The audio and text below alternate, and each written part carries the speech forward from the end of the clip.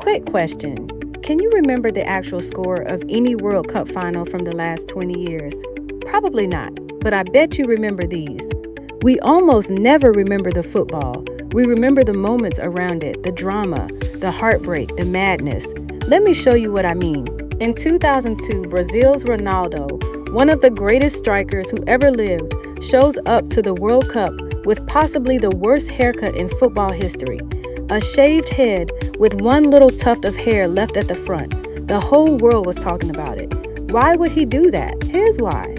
He was carrying an injury, and the press wouldn't stop talking about it. So he turned up with a haircut so ridiculous that overnight, everyone forgot the injury and talked about the hair instead.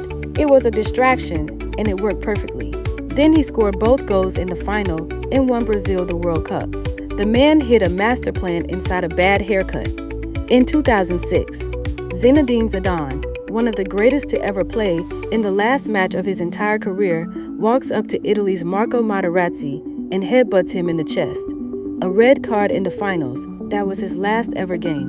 Materazzi later came out and said he had insulted his sister.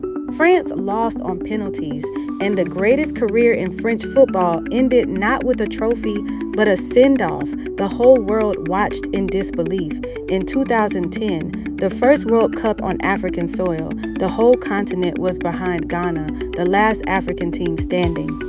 In the final seconds of extra time, Ghana heads the ball toward an open goal, the goal that will send them to a historic semifinal, but then Uruguay's Luis Suárez reaches up and catches it with his hands, which was a clear red card. But Ghana had to take the penalty and missed. Uruguay won. And the hearts of an entire continent was shattered.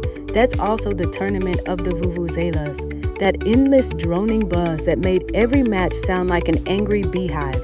You remember the sound, be honest.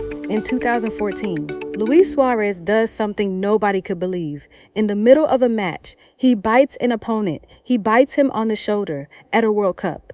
But even that wasn't the biggest story.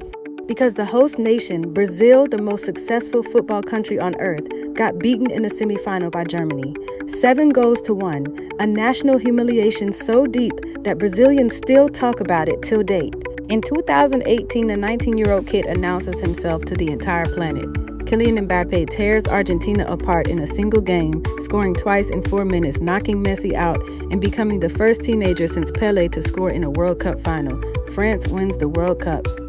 Football suddenly has a new prince, a teenager who looks like the future of the whole sport. In 2022, the old king finally gets his crown.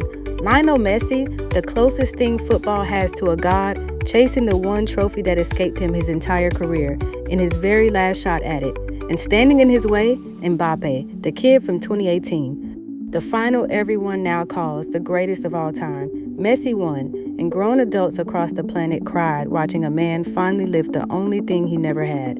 So no, you probably don't remember the scores, but you remember all of that. Goals fade, the lineups blur, the scores disappear almost the moment the final whistle goes. But the stories stay.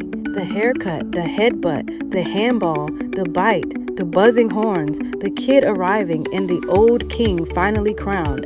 That's what we actually keep.